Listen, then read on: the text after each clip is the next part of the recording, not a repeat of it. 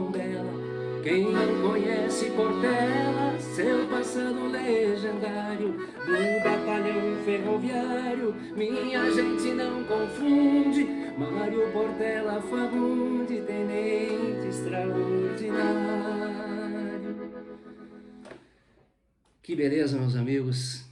Aqui quem fala é o Magrão. Eu recebi esse convite maravilhoso do meu querido amigo Bugio, e que hoje está sendo lembrado o Barbacoa do Tico Lima, né? Deve com certeza ser um personagem do início da fundação do município. Então fico muito feliz de estar participando, né? Eu que tenho uma certa ligação com o Tenente Portela, porque além de ser de Campo Novo, sou nascido em Campo Novo, mas meu pai, Estevão Knopp, foi patrão do CTG Sentinela da Fronteira. Então eu seguidamente ia visitar minha família em Tenente Portela. Tenho muitos amigos ainda aí, né? Faz muito tempo que eu não vou na região aí. Mas eu vou pedir aqui que o meu amigo Bugio, que hoje está no Mato Grosso, conte um pouco a história do Barbacoa do Tico Lima, né? Para todos vocês. Essa música eu gravei falando sobre Tenente Portela, é uma letra do Didi, do Leodir, e com música minha. Eu tinha 16 anos na época, mas com muito orgulho foi a primeira música que me projetou na minha carreira artística aí até agora, tá bom? Um grande abraço, sucesso, parabéns pela live.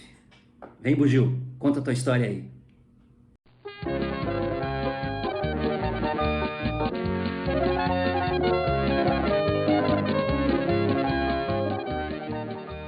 Alô, amigos de todo o Brasil, boa tarde. Tenente Portela, boa tarde. Rio Grande do Sul, boa tarde. Sentinela da Fronteira, boa tarde, Magrão. Que prazer estar fazendo essa dobradinha aí, né, contigo nessa grande live aí do nosso CTG de Tenente Portela, CTG Sentinela da Fronteira. Quero desde já mandar um abraço aí para a patroa do Sentinela da Fronteira, a dona Clair Boni Menegazzi, e também para o Departamento Cultural do CTG, Leonardo, Mauro, Juliano e o José Spanik, e para os demais integrantes, né, dessa entidade que foi a minha segunda casa. Foi aí que tudo começou, foi aí que eu comecei a minha carreira artística e hoje como apresentador do programa Do Jeito do Sul. Magrão, vou contar a história do Barbacoa do Tico Lima.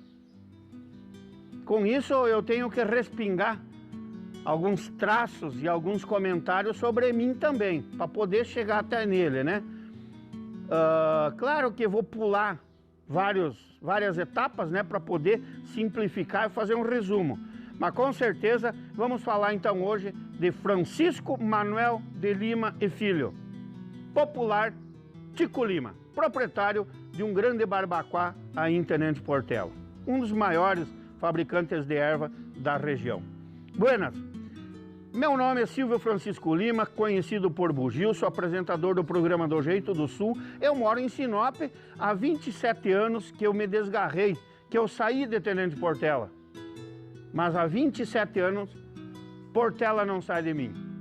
E nessa grande live intitulada Sentinela do Carige dos Barbacoa, onde estaremos contando a história do Barbacoa do Tico Lima. Buenas, gurizada, eu sou filho de Nelson de Souza Lima e Hilda Ferrari Lima, em memória, os dois. Tenho 5 irmãos espalhados por esse Brasilzão e eu, como falei, morando aqui em Sinop. A história do Tico Lima é uma história muito bonita, que se for contada em detalhes, precisamos aí umas 2 semanas. Mas eu vou resumir. Tico Lima era proprietário de um dos tantos barbacoás que havia na região de Tenente Portela e estava situado na Rua Taquaralisa, conhecido popularmente como Rua Taquaralisa. Hoje, Rua Francisco Manuel de Lima e Filho. Leva o nome dele. Foi um projeto do então vereador Jaume Fornari. Quero dizer que essa rua Arthur Ambros começa entre a prefeitura e a antiga Saracura, desce 2 quadras e daí começa a Francisco Manuel de Lima e Filhos, sentido a Socapo, para quem conhece. Após a descidinha, onde era conhecida Taquaralisa, por ser uma subida, que quando chovia para sair de lá, nem carroça encorrentada, né? Logo aí à esquerda era a Posse dos Lima, onde existia o Barbacoa do Tico Lima. À direita, a Posse dos Caxambu, onde hoje é o bairro Caxambu. Ele era lindeiro do Caxambu, do matador do Piligrim, lá dos Piligrini, né, do potreiro lá do Parzanello, o famoso potreiro do Parzanello, onde a gurizada ia comer pitanga, guavirova, ariticum, caçar passarinho, assim por diante. Lindeiro também lá com o seu Urbano, com o seu Ciro, com o seu Carnel, né, Generino Carnel, seu Ciro Piscinino, Urbano Piscinino. Era aquela região ali, onde era o Barbacoa do Tico Lima. Tico Lima, na posse dos Lima, né? Ele tinha muita erva nativa, como existia muita erva nativa em toda a região, né, na Grande Portela. E ele negociava, então, erva com toda aquela região. Tanto ele comprava a erva in natura, produzia no seu Barbacoa e revendia novamente para terceiros, como também para os próprios donos. Eu perdi meu pai, Nelson Lima, quando eu tinha 7 anos de idade. E nós fomos morar então com o nosso avô, porque a minha mãe era do lar. Nos 5 irmãos nós tínhamos uma diferença de 7 para 14 anos, né, tudo criança. E fomos morar então no sítio do Tico Lima com meu avô. Então lá nós aprendemos, eu tinha 7 anos, lá nós aprendemos a lida do sítio, a lida do Barbacoa, a lida da erva mate. Porque aprendemos e nos criamos com o Tico Lima, né, a fazer, ajudando ele, né, na lida do Barbacoa. Me lembro que o meu avô, né, era uma pessoa muito respeitada, mas por demais. Mas não pela hombridade, não, pelo respeito que ele tinha com o seu semelhante e pela hombridade nos negócios que ele fazia. Contando uma história rapidito, meu avô Tico Lima, como assim era conhecido, ele não sabia escrever, não sabia ler. Aí me pergunto, Bugio, mas como que ele negociava, fazia conta, né? E negociava com os demais, que até lá iam para comprar e para vender erva? Buenas, eu conto para vocês. Chegava as carroças carregadas com os raídos de erva no Barbacoa, e lá tinha a balança numa talha, né? Onde descarregavam a erva e pesavam, né, os raídos, raído por raído. E como é que ele fazia as anotações para saber quanto ele tinha recebido de erva de tal cliente e quanto que ele tinha que devolver? Se eu não me falha a memória e não estou enganado, era tipo assim, meio a meio. A pessoa trazia X quilos de erva, tinha tanto de quebra e o que sobrava era repartido no meio. Mas como que ele ia fazer essa matemática se ele não sabia ler e escrever? Buenas, nas paredes do Barbacoa, me lembro bem, 7 anos, né, gente, faz muito tempo, mas ele com carvão, ele ia lá e desenhava alguma coisa que ele via na pessoa. Um chapéu grande, né, um bigode, ele fazia lá um bigode, desenhava um bigodinho para dizer, essa conta é do fulano. Ele já sabia quando o fulano chegava que aquela conta era dele. E cada arroba de erva equivalia a uma bolinha. E cada risquinho 1 quilo. Então, digamos que ele tinha recebido ali 96 quilos de erva. Vamos fazer uma conta. Uma arroba tem 15 quilos, né? Então ele botava 6 arroba, né, que equivalia a 90 quilos, 6 bolinhas, e mais 6 risquinhos. Então ele tinha isso que ele tinha recebido. Ele cortava as quebras e desenhava embaixo o que sobrava de erva pura, depois de pronta. Então lá sobrava 4 arroba, digamos, eu estou criando aqui, né? Então ele botava 4 bolinhas e mais 4 risquinhos, digamos. A pessoa aos poucos vinha e ia pegando a erva. Ele ia lá e fazia um xizinho no quilo que ele entregava. Quando terminava os risquinhos, ele abria, riscava uma bolinha e fazia 15 risquinhos, que eram os quilos da arroba. E assim, ele negociava com todo mundo. E o meu avô Tico Lima não sabia assinar nome. o bigode enrolado numa palha era a sua assinatura. Onde antigamente não precisava, os homens eram de bem mais palavra que hoje. Que hoje, mesmo tu assinando, tem que registrar no cartório. E ainda assim, muitos não honram nem o registro do cartório. Mas bueno, vamos seguindo. E assim foi a vida, e nós nos criamos lá. Me lembro que eu mais incomodava por perto, né, que ajudava. Mas me lembro que a erva, depois de seca, vinha para o canchador em roda, né, era uma roda com um rolo, um tronco, né, cheio de dentro, onde em roda tinha um cavalo. Me lembro que o nome do cavalo era o Dourado, né? Então, eu ia em cima do cavalo, né? Eu era o mais novo, e, né, para canchar a erva, para depois ir para o manjolo, que era lá do lado, lá na baixada, ao lado do matador do Piligrim, aonde lá sim era moída a erva no manjolo. E daí voltava para cima, onde era vendido, né, e feito, daí repartiam, né, com aqueles que tinham em haver. E assim seguia a vida, né? Nós ajudávamos o meu avô, ajudava a cortar lenha para fazer o fogo no conduto, que dava uns 50 metros do Barbacoa, aonde o calor do fogo, pelo um túnel, entrava embaixo do Barbacoa, do Carijo, ali, né, era embaixo do... e secava a erva. Então a gente virava a erva de tempo em tempo e assim por diante. Então a gente aprendeu na lida ali, né, a mexer com as carroças e com os cavalos e assim por diante, né? Foi uma vida muito bonita, que eu tenho lembrança e dá nó na garganta quando a gente fala. Mas é uma história bonita. Então assim nós levava a vida.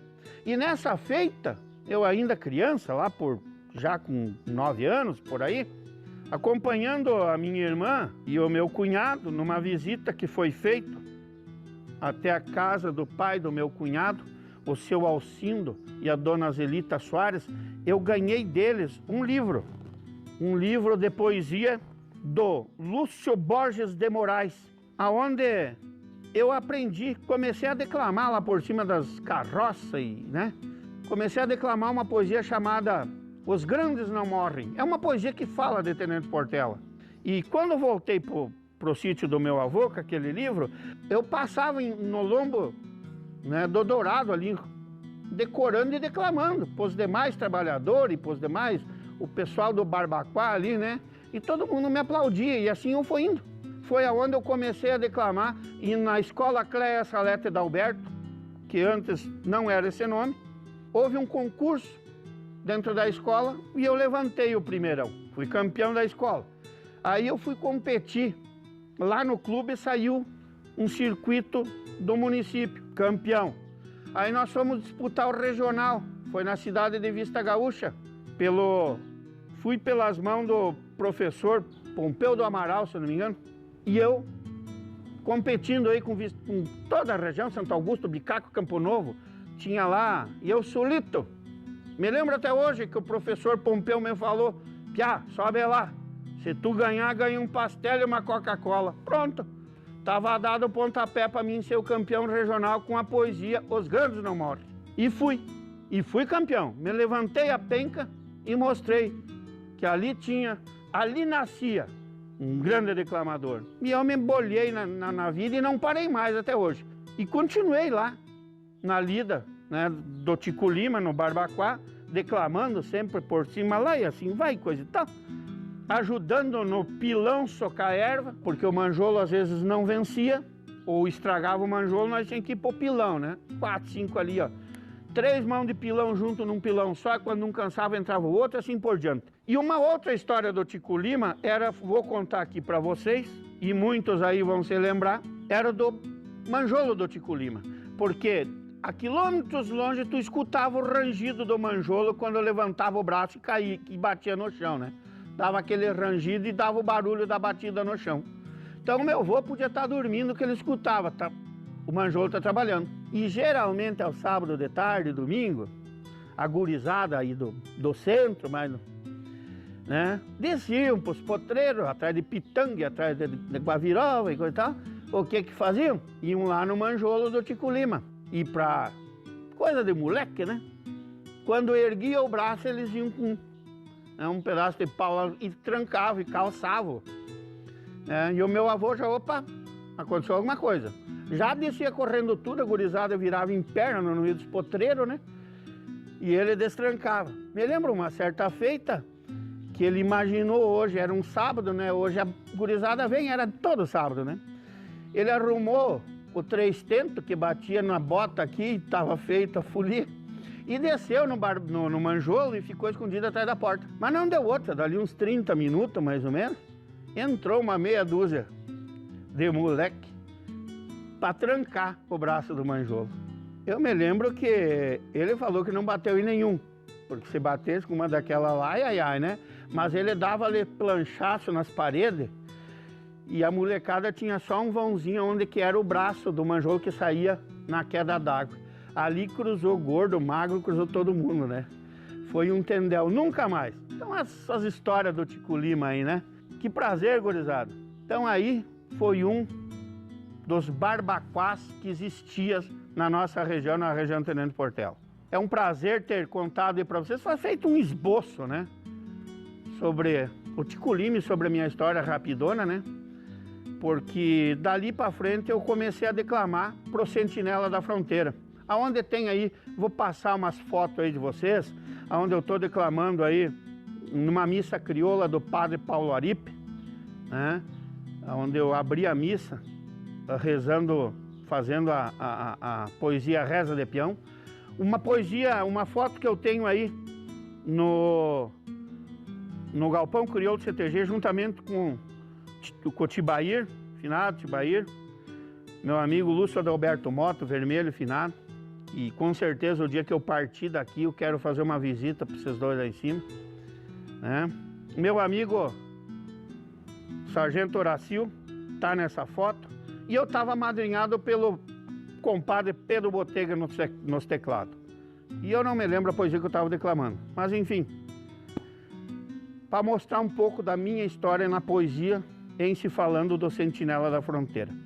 Mas eu, para encerrar minha prosa, minha conversa, eu vou declamar para vocês essa poesia que foi a primeira poesia minha, de Lúcio Borges de Moraes, intitulado Os Grandes Não Morrem. A poesia que eu fui por longo tempo aí campeão regional e de vários rodeios aí da nossa região.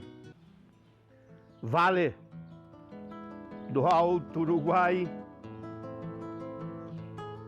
limite do meu estado, sertão brávio do passado, onde só existiam as feras, naquelas passadas eras, passou ali, arrombando o mato, o chimango e o maragato, onde tombou alguns cueras. Revolta se repetiam naquele tempo distante. 22 houve um levante, época braba era aquela, e o movimento em tela eu relembro com afinco que no ano 25 tombou Tenente Portela. Um oficial do exército morto às margens do Pardo.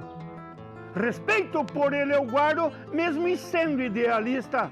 Embora seja mal vista, as causas dos revoltosos é o próprio dos corajosos morrer em prol de conquista. Escreveu com o seu sangue aos anais a nossa história. Em respeito à sua memória guardada para a eternidade, a uma localidade foi posto o seu nome honrado e o progresso acelerado transformou em grande cidade.